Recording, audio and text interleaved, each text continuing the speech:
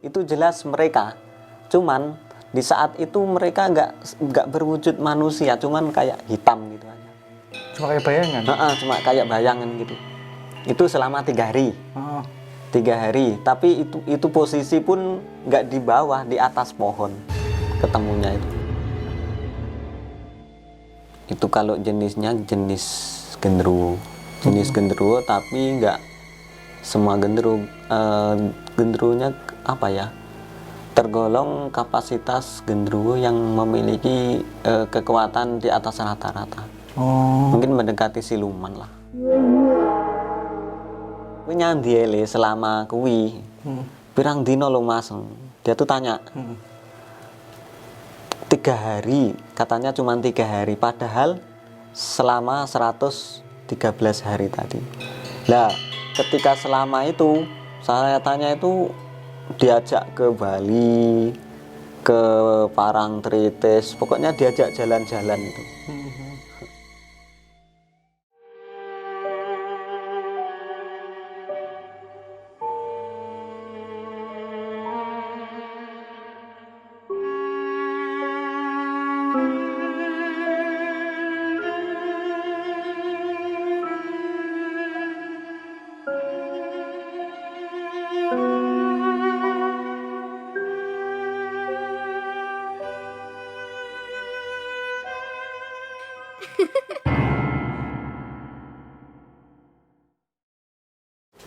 Assalamualaikum warahmatullahi wabarakatuh. Selamat malam untuk sobat untuk direkam. Kali ini kita sudah kedatangan tamu yang mempunyai cerita yang sangat-sangat menarik. Beliau sudah ada di samping saya.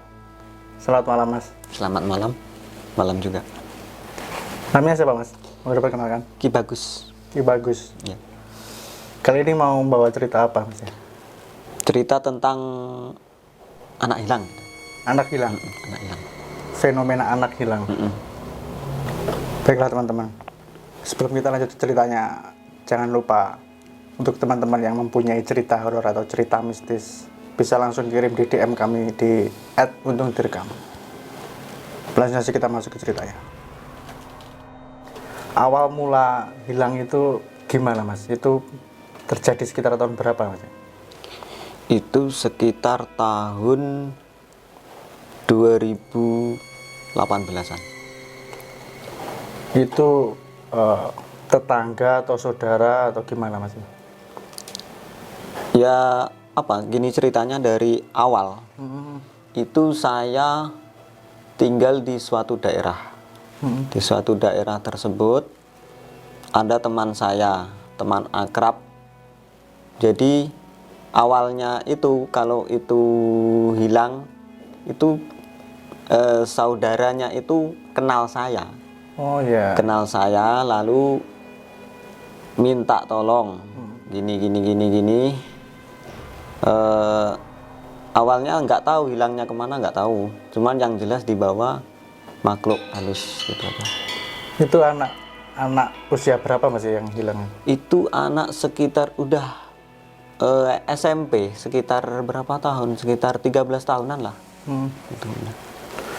Mungkin kronologi awal hilangnya gimana itu bisa Mas ceritakan? Itu dari awal. Dari awalnya yaitu tadi mendengar info dari saudaranya tadi, familinya ada yang hilang gitu. Terus saya datang ke rumahnya.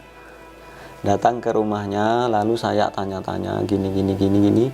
Ternyata sudah sekitar 27. Kalau saya datang ke situ tuh udah 27 hari lamanya. Sudah hilang 27 hari. Lamanya itu. Mungkin pada waktu itu keluarga sudah melapor ke pihak berwajib atau gimana Mas? Sudah. Terus tidak ada titik terang. Tidak ada.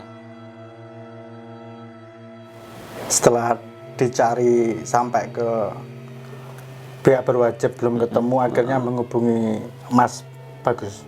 Dulu sebelum saya ke situ, sebelum saya maksudnya sebelum kenal saya lah, orang tua tadi, sebelum kenal saya itu udah banyak yang mencoba dari cara-cara yang sifatnya mistis. Oh, ya sifatnya mistik udah banyak.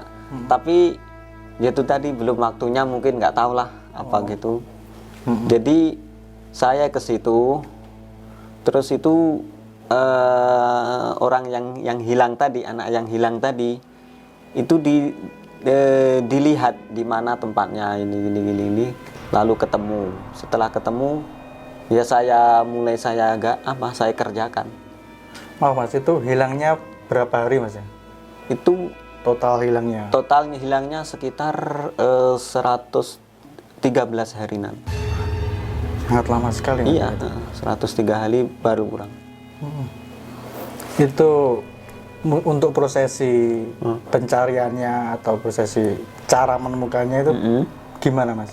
Awal mulanya? Mungkin ada prosesi tertentu atau gimana?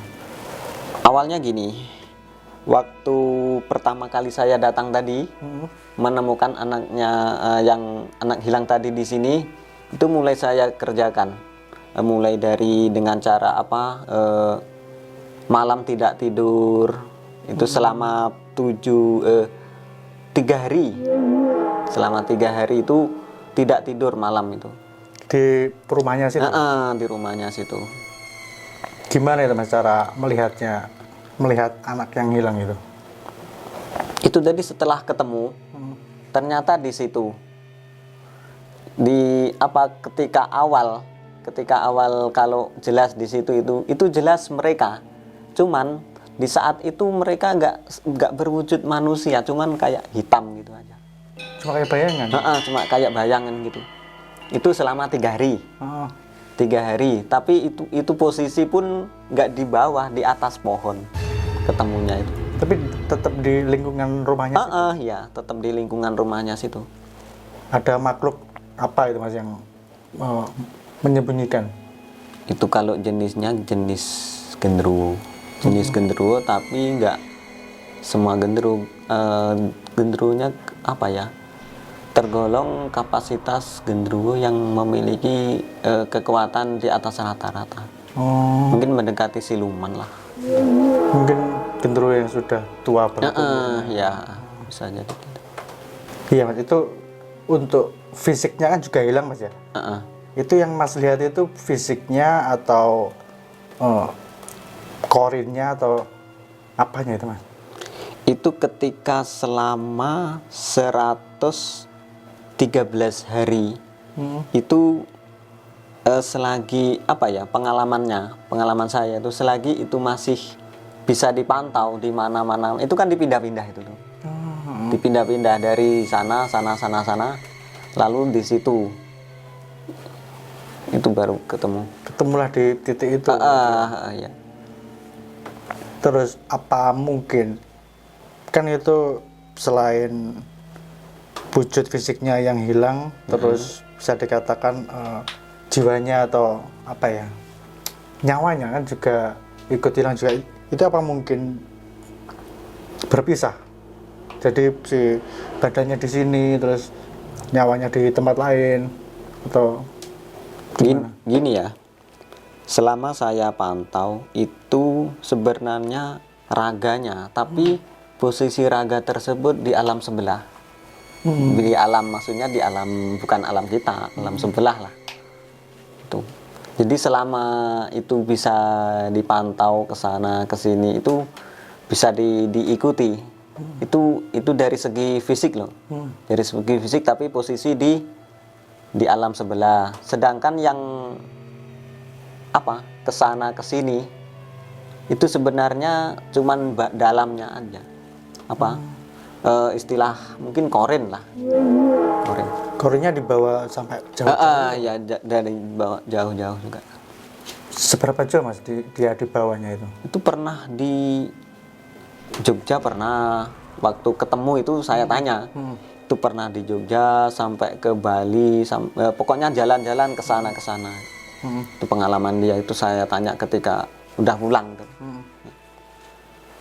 Iya Mas, gini, pada awal dia hilang itu kan, kan bisa saja dia lagi membawa handphone atau membawa apa tidak ada usaha dari keluarga untuk menelpon dulu atau gimana itu Mas? Itu sebenarnya ya, sebenarnya anak itu diganggu dengan sama mereka yang itu yang membawa itu sejak usia SD sebenarnya itu tuh. Sering ditemui, tapi akhirnya mereka membawanya itu usia SMP. Usia SMP. Terus untuk masalah untuk membawa, dia nggak bawa HP atau apa mas ketika hilang itu? Ketika itu hilangnya itu keluar dari rumah itu lewat tengah malam, sekitar menjelang subuh.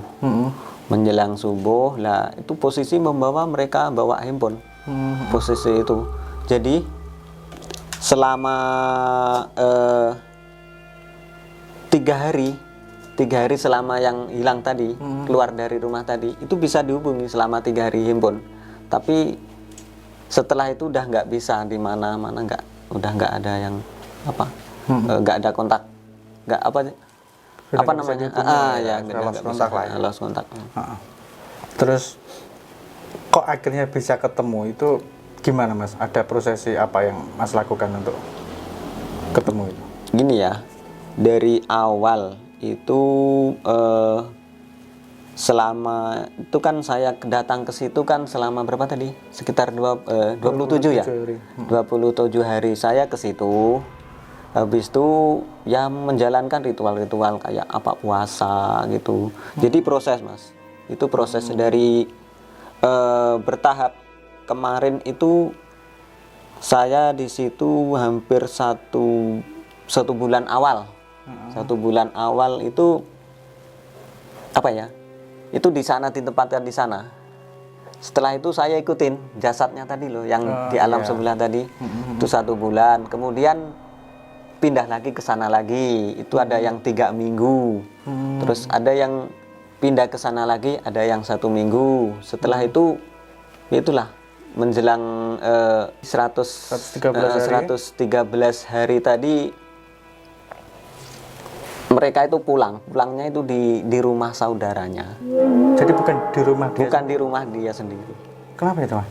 Nah itulah gitu. Kayaknya gini, waktu saya memintanya dari yang membawa tadi itu kan ada perjanjian. Ada perjanjian yang jelas jangan ganggulah gitu. Jangan ganggulah, ini kan yang jelas bukan alam mereka. Mungkin ada sejarah lah, hubungan sejarah masa lalu, mungkin nggak tahu juga. Masa lalu anak tersebut juga nggak tahu. Jadi prosesi negosiasi itu berjalan sangat lama mas, sampai berbulan-bulan juga? Iya, memakan waktu ya gitu, sekitar selama saya ke situ setelah 27 hari, setelah itu nyampe ketemunya pulangnya anak tadi. Iya gini mas, terus timbul pertanyaan gini, selama hilang 113 hari itu si anaknya ini mengalami apa? Dia ketika sudah ketemu loh ya ini, ketika ditanya itu dia mengalami kejadian apa? Kemarin waktu pulang itu tetap saya saranani biar gini biar ingatannya itu kembali lagi. Itu. Tapi setelah itu saya tanya anak itu, kue tak takut kue nyandi ele selama kui pirang dino lo mas. Dia tuh tanya 3 hari, katanya cuma 3 hari, padahal selama 113 hari tadi.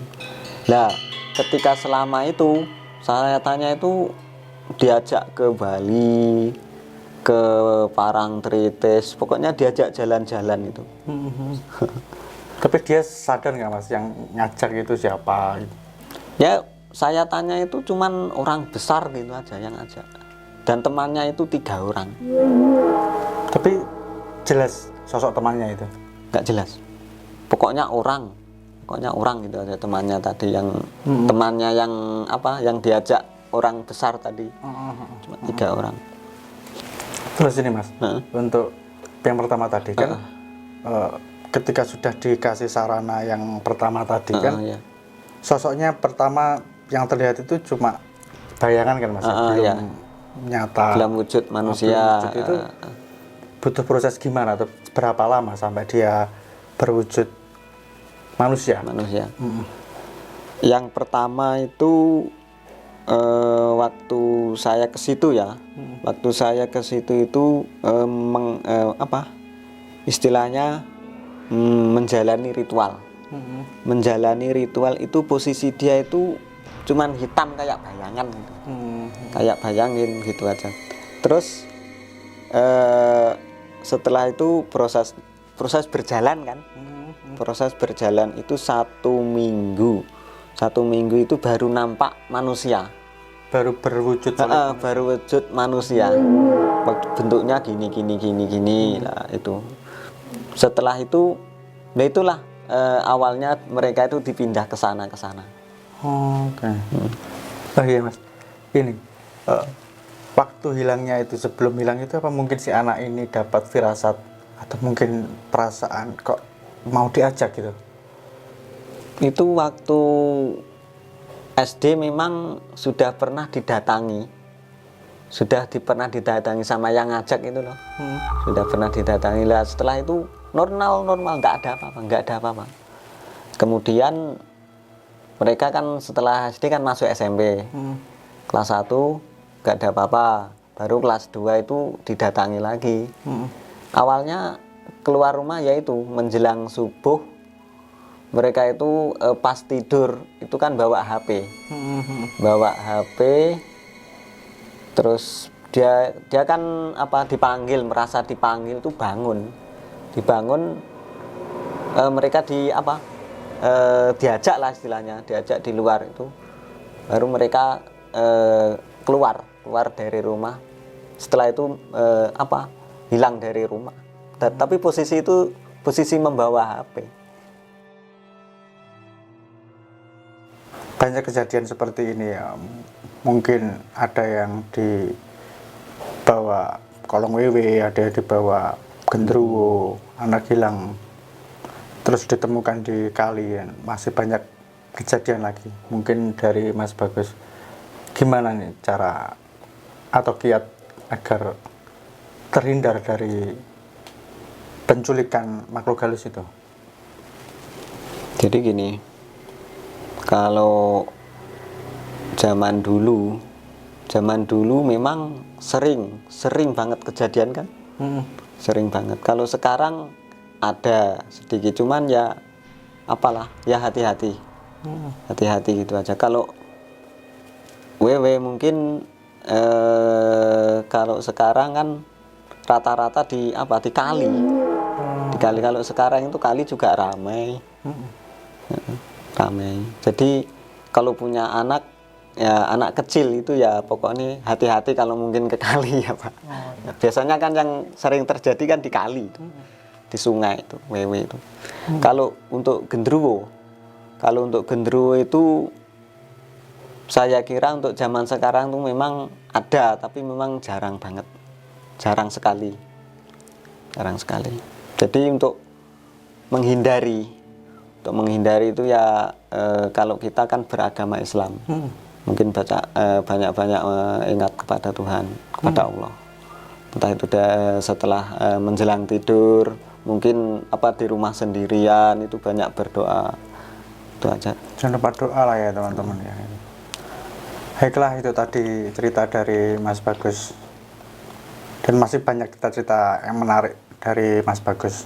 Jika teman-teman pengen mendengar cerita dari Mas Bagus yang lain, bisa komen di bawah ya. Atau di DM Instagram juga bisa, di @untung-direkam. Akhir kata saya bahwa dan Mas Bagus undur diri. Jangan lupa nantikan video-video terbaru dari kami. Assalamualaikum warahmatullahi wabarakatuh. Terima kasih teman-teman.